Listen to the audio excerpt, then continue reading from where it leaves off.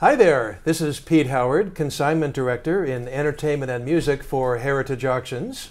And I'm Garry Shrum, Director of Music Department for Heritage Auctions, and we have an incredible collection to tell you about. We're just so amazingly excited because we have one of the best record collections in the world. We're going to be auctioning in two parts starting in March, of course, of 2022. And it's the David Swartz Collection out of New York. And it's just an amazing array of rare stuff. Albums, singles, 10-inch records, acetates, test pressings, colored vinyl. Yeah, a little bit of everything. And he had a wide spread of 50s and 60s and early 70s. Mm-hmm. So it's quite an array of records, and we're going to show you a few of them today. Yeah, the depth and the breadth, how's that for a couple of words, of this collection are just astonishing. And it's you know, as Garry said, from the 50s up through modern day, but the vintage stuff, the really valuable stuff, is what this collection is so strong on. So yeah, we got some goodies to show, and what you got first there, Garry? Yeah, well, I've got some Who pieces. David, being one of the biggest Who collectors in the world, had gifted us a couple of his duplicates to put in the auction. And here we have from Japan a Jimi Hendrix and Who metal tin that has albums in it that was only available in Japan. Isn't that stunning? That will be in our auction coming up in March. Adding to that, we have a couple of Who albums. I'm a Boy and My Generation. Just look at that cover on I'm a Boy. I know. It's only available in Japan. And we'll have that in the auction. Yeah. Now that's not enough. We've got two more albums here that are Japanese only, which is a different cover for My Generation, and the Who Sellout, a completely different cover than the US and UK and all the other countries out there as well. And last but not least here for the Who, we've got the Exciting Who, which was a Japanese only album. And right there at the psychedelic period, look at that cover, isn't that gorgeous?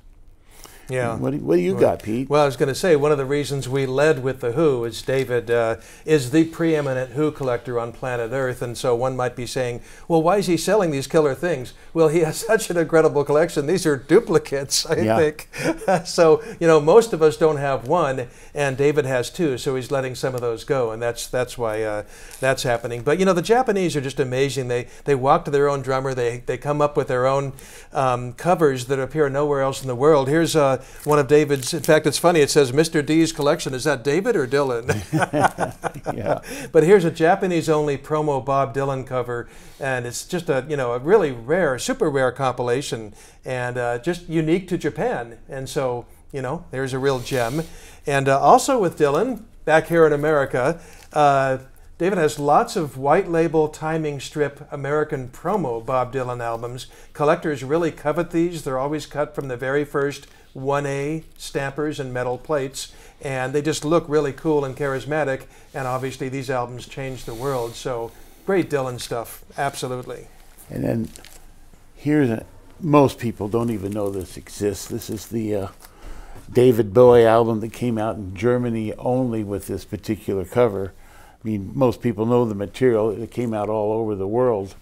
But taking this in, you get this cover, and take a look at this. It opens, and then it opens again. And you've got this big old shot of David Bowie here. Yeah. But you've got this incredible shot of him flying through the universe here. And this only came out in Germany. When I had my shop, I had it once to sell. I haven't seen one since then. That's well over 25 years. You know, it's so fun to come across crazy, rare stuff like this as a collector, because Garry and I have both collected, frankly, since the late 60s. And so we've been exposed to a heck of a lot of stuff, record fairs endlessly, and so on and so forth. And boy, I'll tell you, there's stuff here that we've never seen before. And right there, we have 100 years experience between us. When we see stuff in David's collection we've never seen before. Here's a couple of Stones. We talked about acetates. This is a 10-inch acetate for Ruby Tuesday. Great song from the 60s. And, you know, what are they? There's, you know, with acetates, there's only a couple of made and usually sent to the band for a sound check. And then how about this cover for High Tide and Green Grass, the Stones' big hits? This was really limited right here in America. Well, that was going to be the first cover, and they get back and, well, it's a little too dark. We don't like the blue. I don't like the font, so they changed it. And a few copies got out to reviewers, and it's probably some people that worked at the label. Yeah, exactly. So I think the 66, 67, this is extreme Stones rarity. And that's the only second time we've had it. Nice. We've had it once before. And also in this collection, which is really cool, and everybody's very excited about sealed albums nowadays. Here we've got an original Maurice Williams Stay album, still sealed, never been opened. It'll also be in the auction. And following right up with another oddity is a Dave Clark 5 open-in interview. I'd never had this before. This is just spectacular. And a lot of these things, when they went to the radio station, they did the interview, or they just threw it away if they didn't do it. So a lot of this stuff did not stand the test of time because there wasn't music on it. Yeah, open interviews are really fun because it could make the local disc jockey in Paducah, Iowa or something sounds like he was sitting with the Dave Clark 5 or something. Springsteen fans know about the script cover. Boy, is this a classic record. And of course, you know, it changed the world with any cover, but this was the very first printing with the so-called script on it. And what's fun about this copy is that it's not only a Columbia Records, you know, early edition, but it's got a special label. In fact, while I just look at it here, Advanced Promotional. Here we go. Here are Coca-Cola jingles by the Coasters and by the surf band Jan and Dean. And these were different Coke commercials that they cut, and they could use them on the DJ programs that would be on, and they had, hey, it's time for a Coke commercial. Instead of just a typical Coca-Cola advertisement, it would be Jan and Dean singing a little version of a song that they had wrote, or the Coasters. Stupendous pieces. Yeah, I used to be a disc jockey and way back in the 70s, and we would occasionally play these commercials off of disc, and it was great fun. I just wish I'd saved more of them. The trouble is nobody saved any. On the Motown tip, how about Smokey Robinson and the Miracles, except it was called just They were called Just the Miracles back then. And these covers are so, you know, early and primitive and quaint and just pure fun now. They look wonderful. And notice that Smokey's wife, Claudette Robinson, who stopped touring with them almost right away, it's great to see her pictured as the one female in these early Miracles covers. Oh, she was very important. And they were such a early label that was really pushing the female vocalists and the female groups. And speaking of another person being pushed at the time, Marvin Gaye. Oh, yeah. Big songwriter, producer, and he put out this really early album here, and you just don't see copies of this show up. And a lot of times, you know, having a shop for so many years, you know, we show you these albums, but a lot of people don't realize these albums all came to me in the shop. Generally couldn't buy them because they were worn out. People had played them. And when you're talking about records that are over 50 years old, still in really great condition, you have something really special. And there's a lot of that throughout here. And here is one that just, we saw this. This covers too much. We just knocked ourselves out here. I'm going to even take it out of the plastic because it's so stunning. Yeah, who is that face? It's Tina Turner. young Tina Turner. And the cover title, It's Going to Work Out Fine, it is so ironic as well. You know, what a early great shot of her. What a beautiful woman. I'm really surprised Ike Turner let her have the whole cover. You know, he's giving her all the credit on this cover. So that was nice to see. It was a good day. Yeah, a good day for him. Here's a couple of psychedelic gems from the Monkees and the Jefferson Airplane. Look at these covers, unique to Japan. These are Japanese, right, Garry? Yeah, these are Japanese, and look at this Jefferson Airplane. It's just one of my favorite psychedelic covers ever. Yeah, I've seen it a couple of times before, but we've never had it to offer. And the Monkees cover. Just crazy. The Airplane album, by the way, is After Bathing at Baxter's from '67. But just gotta love those Japanese and their unique covers. And And David's got a ton of them in his collection, luckily for us. Yeah. Yeah. I think in singles as well, we have an array of Japanese singles, from Elvis to Procol Harum. But getting with the 60s here, here's some really nice pieces that don't show up. Here's the Remains, which a lot of people might not remember the Remains, but they were the opening band for the Beatles on the '66 tour. So it is really, really cool. I got to see their reunion concert in Madrid back in the late 80s. What a powerful band. And Radar Love, the Golden Earring. Well, way before Radar Love, they were a pop band out of Holland. And there's 2 albums that came out on Capitol, but you never see them. And Wow.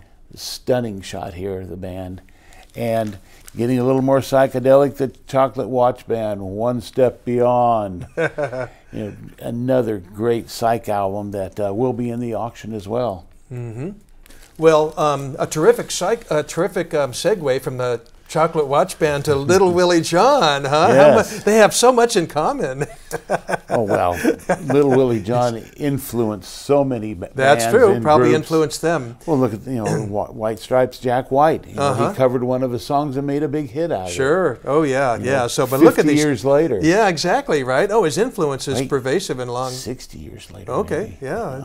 Time marches on. But Yeah. look at these 2 original albums from Miller. That Fever cover is just so funny because it's so primitive. Yeah. It was a song-by-song universe back then, and yet when it came time to put out a 12-inch, it was like, okay, we're not going to spend much on the cover. We're either going to take one picture or have our art director draw something up in a couple of hours. And yet the music's so important now, and record collectors just love these. And Little Willie John, I would come across the albums at shows and things, hoping to buy them to resell in my shop. Never found them in good shape. They're always worn out because people just loved those albums. Yes, yeah. And another 2 monsters here is Johnny Burnett's Rock and Roll Trio, which brought his Train Kept A-Rollin', Led Zeppelin Still Saying Thank You. And look at that, After School Sessions with Chuck Berry. Is that not the most amazing cover? And you go look at that cover, you go, what's going on? Oh, that's rock and roll. Yeah. That is just stupendous. So jumping back on the Little Willie John tip, and same with the Rock and Roll Trio of the 50s, we've got the 5 Royales, another very important doo-wop R&B group from the 50s. And these album covers, I saw these, look at those, they're so fun.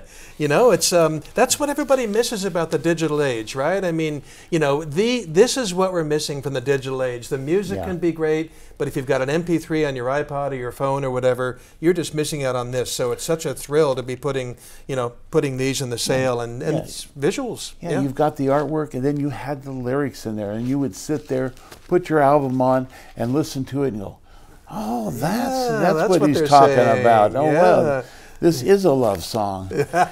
But, going right back into early R&B, we've got this red vinyl B.B. King album that is just stupendous.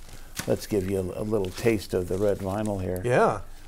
But there were a few records that came out in colored vinyl. Look at that. Look at that. And that's stunning. Yeah. But it would grab people's attention. They did that a lot with DJs. They do colored vinyl so the DJs would pay attention. But look at this Freddy King. Gives you a bonanza of instrumentals. And I'm sure Clapton listened to this a lot. Oh, yeah. One of his main influences. He probably learned from it, not just listened to it. Oh, gosh, yes, I'm sure. Yeah. So I've got a Janis Joplin triple header to show you here. Just a couple of unique Japanese covers for Janis, including a greatest hits album. These just make these so collectible and so fun when it's a cover you've never seen anywhere else in the world. In Europe they'd have the same cover over several countries, but in Japan they would have their own thing. And as long as we're doing Janis right now, everybody's favorite album from 1968, along with Electric Ladyland, I suppose, but Cheap Thrills. Here's a really rare mono version, American pressing, because 68 was the year they phased out completely mono. Yeah. So in some instances like this, a few were made and that's it. So yeah, that's the first one I've seen. And a lot of times when you find one of the models from 68, you see a hole punch in the top or the corner cut off because they went right down to the discount bins. So you could go to Woolworths and buy it for $1.59. Sure, or White Front. Which I did, yeah, exactly. And you know, with your Japanese albums, here's Jimi Hendrix, Isle of Wight, came out from Japan only with this beautiful, stunning cover. And just doesn't show up. You know, we talk a lot about these foreign pressings that we've got here. You know, a lot of stuff wasn't exported out of the country back at the time because it wasn't needed. We already had a copy here, just because it had a different cover. And now that is very sought after for the hardcore collectors looking for that one pressing, whether it's from Japan or Argentina or Australia or Germany, Spain. There's all unique covers from all these countries all over the world. Well, I'll tell you what, I'll match your Jimi Hendrix rare cover Japanese pressing and raise you one with this insane Axis Bold as Love cover, unique to Japan. Look at the color of the lettering and the fonts and everything. How could you be a Jimi fan and not want this? And yet very few have it, only serious collectors, because these things are so tough to find. But boy, that is really a special cover. Yeah, that's just so stunning. And then staying with the guitar players here we got Lightning Hopkins, and we got John Lee Hooker. What a cover with John Lee. I mean, he is feeling the blues on that picture, isn't he? Real early Atco release. These things just don't show up in decent condition. Not Fabulous. at all. Yeah, I'm just so jazzed to be working on such a collection. And you might be looking at this massive amount of records we have behind us. This is about 40% of the collection. There's twice as many more albums, and then there's probably about 500 or 600 singles, not to mention assorting 10-inch albums, which we're going to show some here in a few minutes. Sure. But look at this piece. Yeah, oh, Howlin' Wolf, boy. You know, nobody's more respected in the blues field modern day than Howlin' Wolf, Chester Burnett. And this record is just so rare, and the cover is so cool. It's just amazing. When I saw this, it was like, oh my gosh, you're kidding. And I'll segue right into Laverne Baker with another, you know, just old pressing you never see on LP.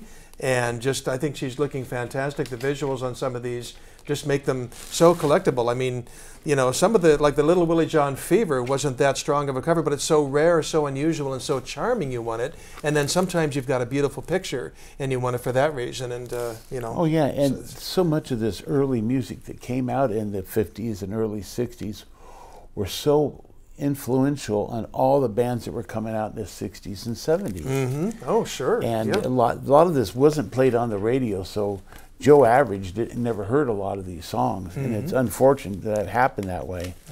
But you know, let's go to one of the main things, the most collected band in the world, the thing that we just love working with. I've been working with Beatles ever since I opened my Beatles store in '76, and it's unbelievable sometimes the stuff we get in here at Heritage. And here's one of them right now.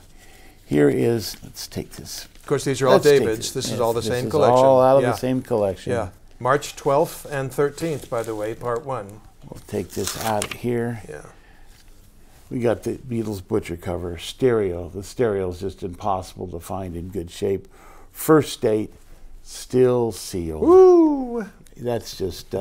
That's the top of the... It's Mount Everest. Yeah, it is. For records, it for absolutely albums. is. Yeah. We've had a few copies that we've sold in the past. We had one that came from the fan club president. She was asked to return it twice with 2 return letters from Capitol, and she didn't do it.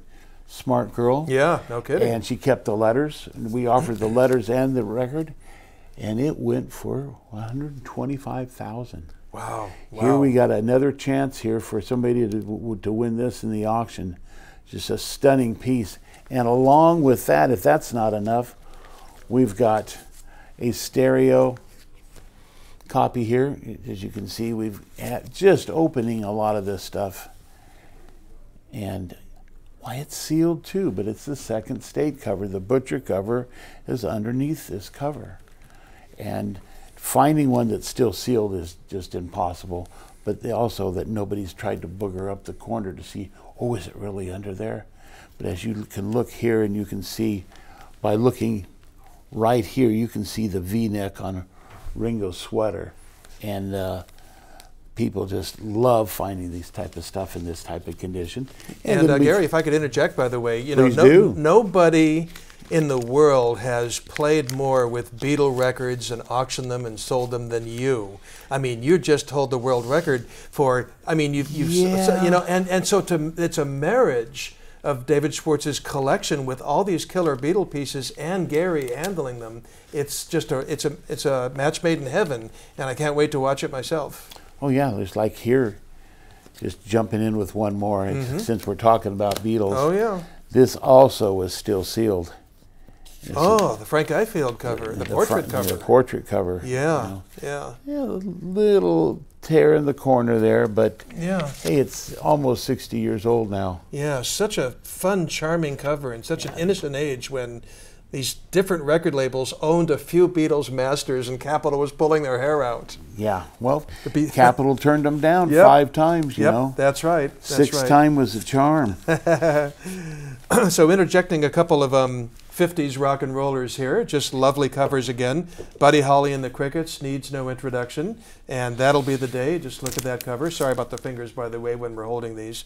And Wanda Jackson, member of the Rock and Roll Hall of Fame, is an early influence.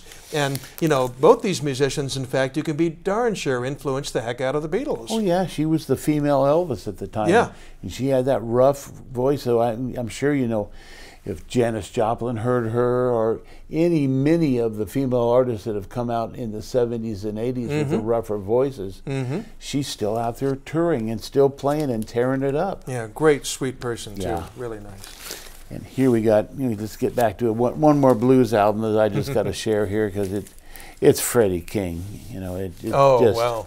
a dynamite rockin' cover, you know. Look at that. Yeah, That's yeah. just stupendous, and another guy that just influenced everybody. Yep. Got a Phil Spector record here. Everybody knows, every record collector knows that Phil Spector, producer, Phillies Records, his label, girl groups, Darlene Love on vocals. But look at this album cover with the gals in front of this automobile. It's just such a fun, quaint, charming album cover. The Crystals, you know, the Do Run Run and so forth, and just a great, rare record. Beautiful. I almost forgot, Gary. Stereo. Stereo. Believe that? This is the stereo copy. Finding the mono's impossible. A stereo, and maybe they printed one and then stopped the presses, and this is it. I don't know. Who knows? There was a few out, but a lot of people at that time didn't have stereo. They had hi-fi. That's right. So they didn't want to pay that extra $1 to buy that. So here's, throughout the collection, we're going to be that you'll see when the catalogs come out. It comes on live on our website in December. We've got a lot of unique Japanese pieces, like we've talked. This George Harrison, All Things Must Pass, which was George's first album after the Beatles broke up, and was just a huge, one of the biggest successes of everybody's releases. Well, I consider it, I'm going to take a deep breath here, the best Beatles solo album, period. After they broke up. Yeah, I'm sorry, it just is. Phil Look Spector again. Look at that.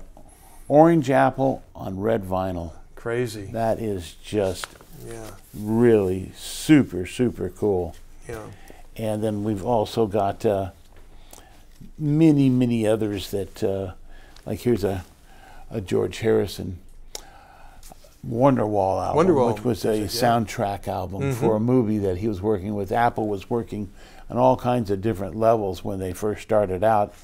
And, of course, it came out on a red vinyl issue, as you can see here. Nice. But this was for DJs only. As you can see, it's a white label, and this little square box here over at the side is not for sale in Japanese. Yeah. What I don't get is there wasn't a lot of radio fare on that album. It's not like they were queuing up hit singles or something. Yeah, it was really strange that they put it out, but they were just in automatic mode, and they wanted to promote it because it was the Beatles. Yeah, absolutely. So people were picking it up. I mean, the Two Virgins album sold like crazy, but most people only listened to it once, not knowing what it was. Yeah. Well, I'm about out of albums, Gary, but I did want to touch on surf music, if we haven't already, and Jan and Dean with this just great totally surf music, 63, cover, 62, whatever. Just really a charming piece. And the Beach Boys, perhaps, how's this? The Beach Boys' weakest song ever, best picture sleeve ever. Yeah. For 10 Little Indians. Just a really remarkable, fun piece. Came, I think, out right after Surfin' Safari. Yeah. And here they have the momentum of Surfin' Safari, and then somebody decided to release this stiff. But then that was it for Stiffs, and they were off and running after that. Look, if anybody knows the story and how the boy's father was kind of running the show, I'm sure that had a lot to do with him, and they just thought, well, they're rock and roll, everything will sell. Yeah. Very, very wrong. You know, I used to work at the CBS Records manufacturing plant on the West Coast back in the 70s, and it was funny when I first went in. It was kind of funny. People didn't call them singles and albums and things like that. They always called them 7-inch or 12-inch. That's just how, you know, although hoi polloi, the normal factory workers referred to them as. Well, Garry, in between 7-inch and 10-inch, 12-inch are 10-inch records made back in the 50s and 40s and stuff, and these things can be so collectible and so charismatic and so cool. Take a look at this. I mean, Johnny Ace is just off the charts. He had a sad, unfortunate ending to his life, but he's so influential. People like Bob Dylan just adore Johnny Ace. Absolutely. And then this sampler, the After Hours Party After Hours, is so fun with that cover and everything, and the music is so important and influential. It's Amos Milburn and Wynonie Harris. Yeah. So just great 10-inch records here with great covers. Yeah, and then, you know, with Amos Milburn, there was also another big 10-inch on the Aladdin label that everybody wants here. And this one here is Rockin the Boogie. What a cover, and just great. Then you get into some more serious R&B. You got Bill Ward on his Dominoes. And look at that brilliant cover, that nice yellow background. But in some countries, they still made 10-inch albums into the 60s. Here we've got the Rolling Stones. And believe me, you didn't see this in the record stores in America. Now, Garry, what's the speed on that, 33 or 45? It's 33. Okay, and it will play on any normal record player? It sure will. Okay. Absolutely. Okay. Spectacular. Talk about great covers on 10-inch. Look at this, Marty Robbins and Bill Haley and the Comets. Just both super colorful, super charismatic, unique covers. Just make them so collectible and so fun. In fact, these are as frameable as they are playable. There's lots of man caves and rec rooms probably around the world that have things like this, just the covers up there. But these are just dazzling, creative artwork and colors, just amazing stuff. Yeah, and one more just to mention here is the Midnighters' greatest hits on a 10-inch. You mean this one? Yeah, we've got two of them. Oh, gee, did we say this collection was deep, didn't we? So it's obviously that'll be in one of them will be in part 2. And yeah, in part and one in part 1. Yeah. And don't forget Elvis. Oh well, how could we forget Elvis? Look at this, the best of Elvis with a unique cover. Just it's still got the Nipper dog on the label, but 10-inch style for Elvis, just so collectible, and of course from the 1950s. You got any other 10-inchers there, Garry? Well, we're out of 10-inchers right now for today, though we have more for the auction. Oh, of course. But talking Elvis, we've got a nice little box here of all 5 of the Sun singles. Ooh. So everybody loves the Sun material, and having all 5 singles at one time is spectacular. So that'll be coming up in the auction as well. And lots of unique promos, picture sleeves. There's a couple of very old Japanese picture sleeves that are just stunning. Crazy stuff. Well, as long we're into the 7-inch world now, or singles and EPs as most people know them, a couple of super duper Beatle pieces here. The Beatles' second open-den interview. It's funny, I was a disc jockey in the 70s, literally joined the radio station in 72, almost 50 years ago. And one of these was in the file of the radio station. No. Yeah, and I asked the program director, I was just a kid out of school, if I could have it. And he goes, yeah, we never played this, sure. And he gave me this thing with its picture sleeve. Of course, I traded it within a year for something else, but special place in my heart, really a rare thing. And then check out this, the Hard Day's Night. This 7-inch, what does this have on it again, Garry? This particular one? It's an interview. Interview, it's yeah. An open interview talking about the movie and how popular the Beatles have become.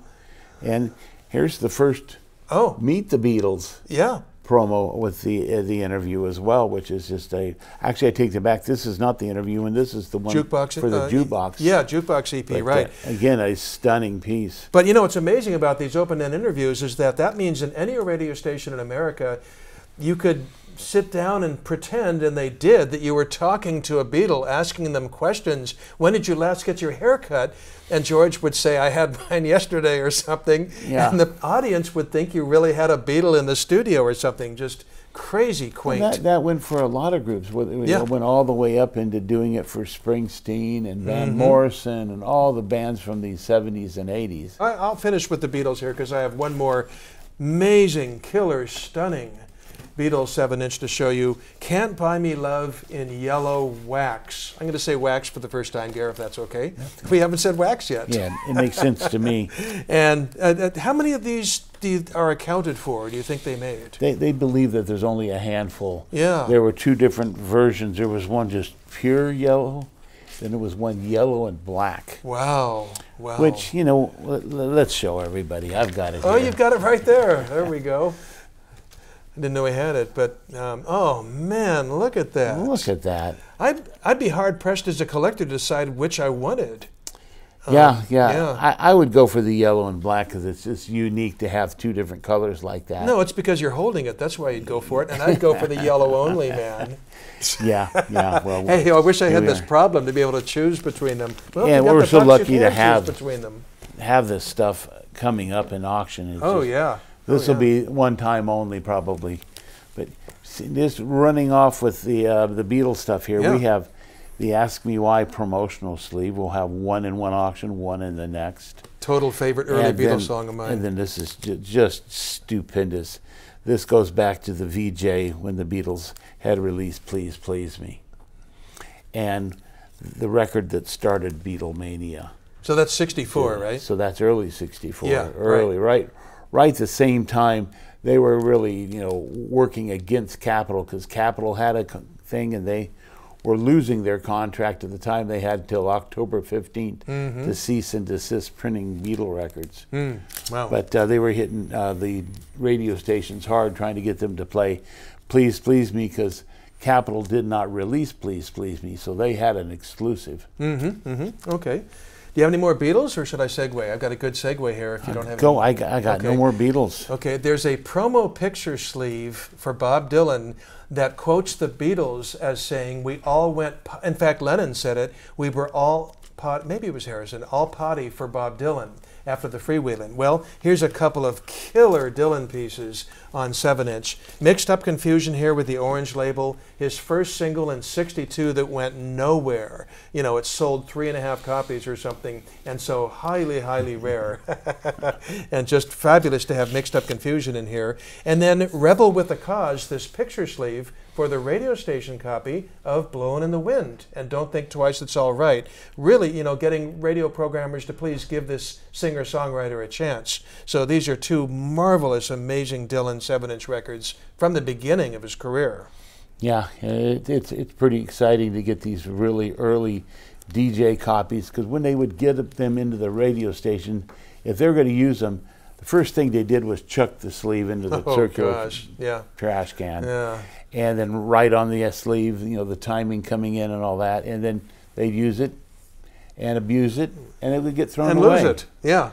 Yeah, just like, going into the early 70s, and an incredible song comes out. Oh, yeah. And it's way too long for radio play at that time, they thought, but it changed everything. It sure did. As it did, a little later with Queen and Bohemian Rhapsody. But here's a special promo of Stairway to Heaven. Short version or full length? Well, both. Oh, both. Okay. You got two sides. Yeah, sort of like the Doors' "Light My Fire." They made a short version for the top 40 radio.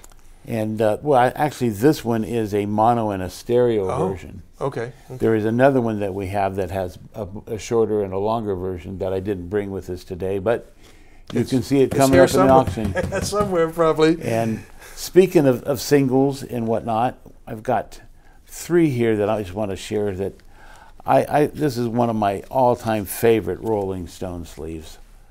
It is just stupendous. It's a French EP, And EPs had 4 cuts on them, like this one has Not Fade Away, Little by Little, I Want to Be Your Man, and then Stones. Oh, wow. Which is actually stoned, but they couldn't say that. Right, right. That was forbidden. Yeah, instrumental, their first single. Well, yeah, they put it out as a single in America, of all things. And yeah. Of course, it got banned. Here's Little Richard, another EP. We just lost him a little time ago, but look at that cover. What's he doing? He's playing rock and roll. You can just tell by that sleeve. And then here's a TV teen idol that everybody knew of our age bracket, from Ozzy and Harriet, Ricky Nelson, and a really rare EP to get. I got to interview him one time, and he told me that he had just previously got a copy a year before, almost 30 years for him to get a hold of his own copy. The label never gave him a copy. Ah, wow. Unbelievable. Wow. You know, Gary, I remember when I became a record collector 50 years ago, when I had my best friend, we were in radio school, and I was collecting Dylan, he was collecting Hendrix. And I was on the lookout for Mixed Up Confusion, that rare single I just showed you, and it took him months, and we were all over Los Angeles hitting record stores looking for these. He was looking for Reprise 0572. And that's Jimi Hendrix's very first American single with a picture sleeve, makes it doubly rare. And here, the David Swartz Collection has this beautiful example of Reprise 0572, back with 51st anniversary. This is one tough, tough single. Nobody bought it, of course. Jimi was an up-and-coming album artist. And he didn't have any traction yet. It was that simple. And so I think they put Hey Joe out again with a different B-side. But this is the very first. That's the first, like you said, it's tough. Hyper rare. I had it maybe 3 or 4 times in 28 years of my store. Wow. It's tough. One of the rarest records in the world. This is the Beatles' first record in America, but at that time they were known as Tony Sheridan and the Beat Brothers.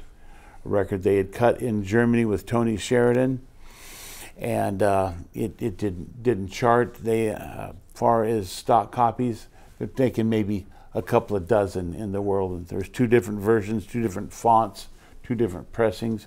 We have one of them coming up in March. And it's a fantastic performance, by the way, with Paul McCartney whooping up in the background like mad. It's a wonderful performance. The song My Bonnie to teach English in grade schools in Germany. Yeah. And they thought if they put out a rock and roll version of the song that the Germans already know, it would be a hit. And it was. And that's how Brian Epstein discovered the Beatles at the Cavern Club and started the whole Beatlemania.